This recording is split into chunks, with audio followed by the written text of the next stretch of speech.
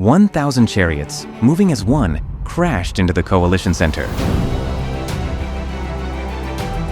Horses screaming, wheels thundering, arrows flying. The most powerful man in the world prepared for war. His name was Thutmose III, because Thutmose understood something many conquerors didn't. This is the Battle of Megiddo, and this is how Egypt built an empire that would last 300 years.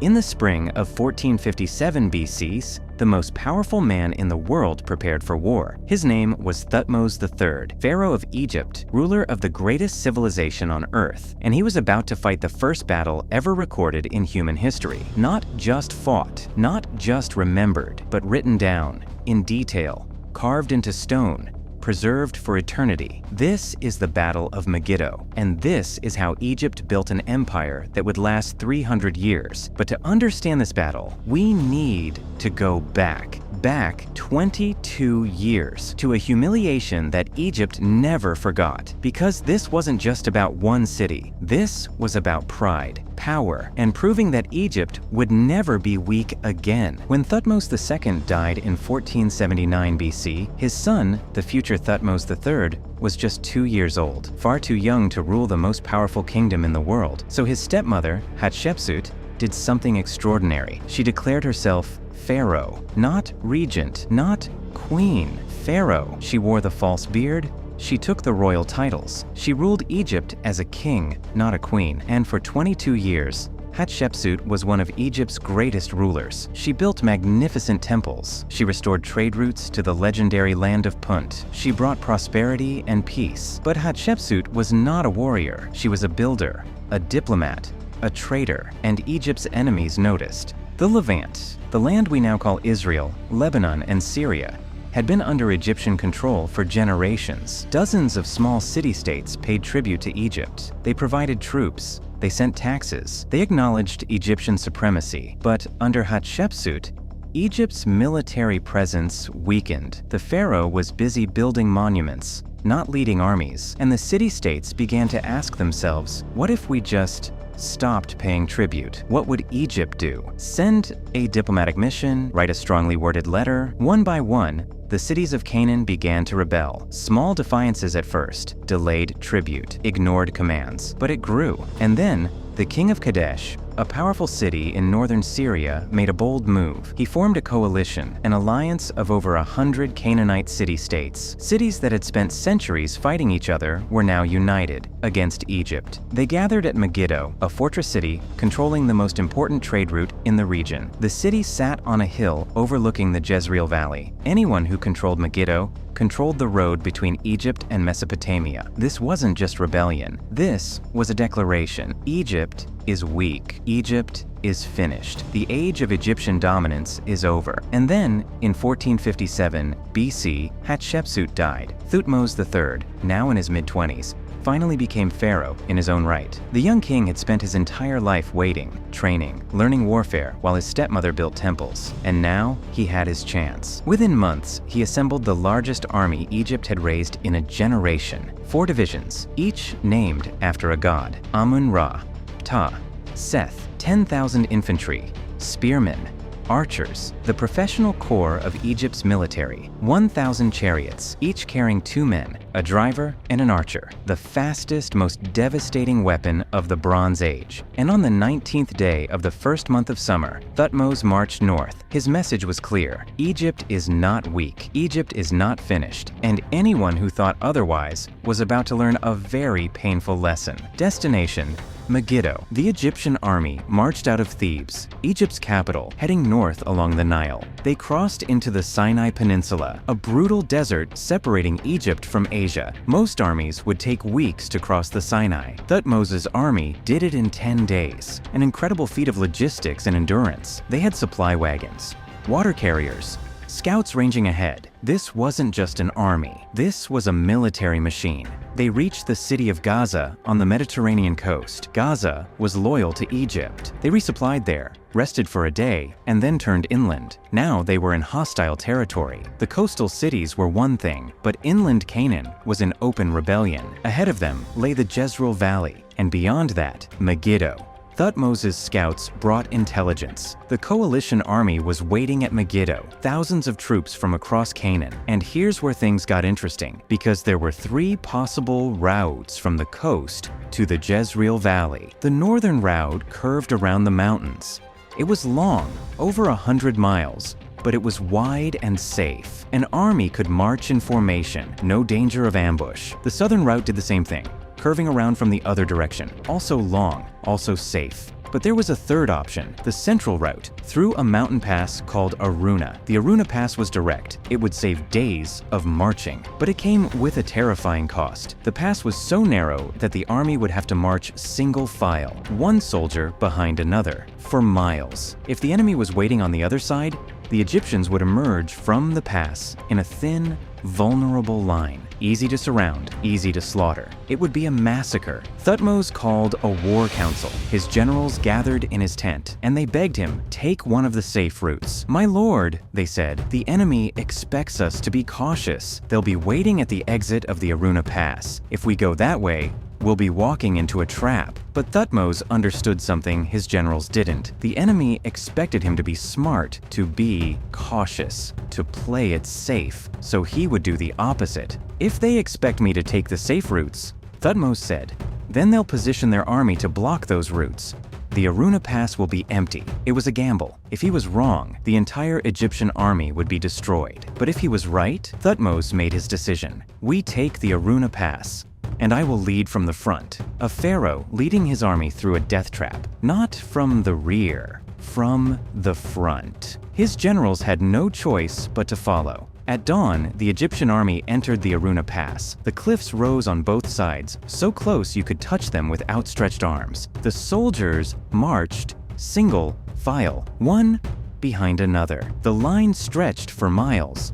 Thutmose rode his chariot at the very front. If there was an ambush, he would be the first to die. It took 7 hours to get the entire army through the pass. 7 hours of vulnerabilities. 7 hours of soldiers looking up at the rocks, expecting arrows, expecting death, but the arrows never came. Because Thutmose was right, the king of Kadesh had positioned his army on the northern and southern routes. He expected the Egyptians to play it safe. By the time his scouts reported that the Egyptian army was emerging from the Aruna Pass, it was too late. Thutmose and his army stood in the Jezreel Valley, 15 miles from Megiddo. They had bypassed the entire coalition army. The boldest military gamble in recorded history had just paid off. Thutmose wanted to attack immediately. The coalition was scattered and disorganized. Strike now, and the war would be over in hours. But his generals, still shaken from the march through the pass, convinced him to wait. The men need rest, my lord. We've been marching for hours. Let them eat. Let them sleep. We attack at dawn. Thutmose reluctantly agreed. The Egyptian army made camp northwest of Megiddo. They could see the city walls. They could see the coalition banners. And the coalition could see them. That night, the king of Kadesh faced a terrible choice. He could retreat into Megiddo, bar the gates, and endure a siege. The city was strong. It had supplies. They could hold out for months, or he could face the Egyptians in open battle. His pride made the decision for him. He had gathered the largest coalition army in Canaanite history, troops from over 100 cities, thousands of warriors. Surely, he thought, we can defeat them. At dawn, on the 21st day of the first month of summer, the two armies faced each other on the plain before Megiddo. The Egyptians formed into 3 divisions. Thutmose commanded the center. The Amun and Ra divisions formed the flanks. It was a classic Bronze Age formation. Strong center, protected flanks. The coalition army spread out to match the Egyptian line, but this was their first mistake. They didn't have as many men as Egypt. By spreading out to match the Egyptian formation, they stretched themselves thin. Their line was longer, but weaker. Thutmose saw this immediately. At his signal, the Egyptian chariots charged. 1,000 chariots, moving as one, crashed into the coalition center. The sound must have been deafening. Horses screaming, wheels thundering, arrows flying. The coalition line buckled under the impact. Egyptian infantry followed, spears forward, pushing into the gaps the chariots created. The coalition tried to hold, but they were outnumbered and outmatched. Their center broke first. Then the flanks collapsed. Within an hour, the battle was over. Coalition soldiers threw down their weapons and ran. Some fled into the hills. Others ran toward Megiddo. The king of Kadesh himself barely escaped.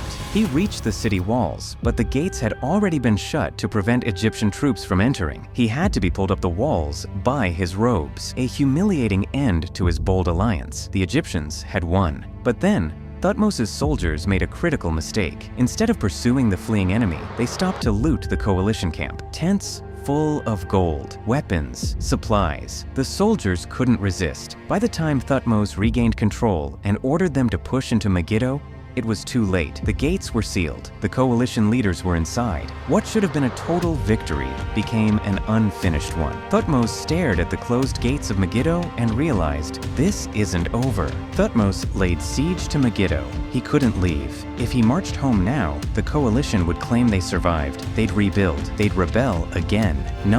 Megiddo had to fall. Thutmose ordered his engineers to build a circumvallation wall, a wooden barrier surrounding the entire city. It had only one gate, and that gate was heavily guarded.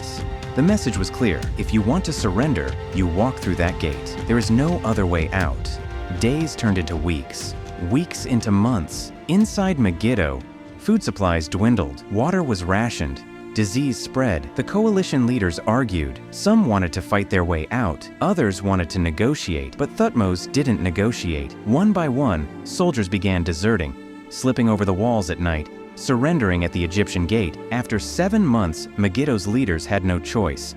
They surrendered. The gates opened. The coalition leaders were brought before Thutmose in chains. They knelt. They begged for mercy. And here, Thutmose did something unexpected. He didn't execute them. He didn't imprison them. He made them swear loyalty to Egypt. And then he sent them back to their cities as Egyptian vassals. This was genius, because Thutmose understood something many conquerors didn't. Fear creates rebellion, but loyalty creates stability. By letting the leaders live, by letting them keep their cities, he turned enemies into allies. They would govern their own people, but under Egyptian authority. They would pay tribute, provide troops, and maintain order. And if they rebelled again, everyone would know. Egypt shows mercy once, only once. The Battle of Megiddo didn't just win Egypt a battle, it won them an empire. After Megiddo, every city-state in Canaan understood.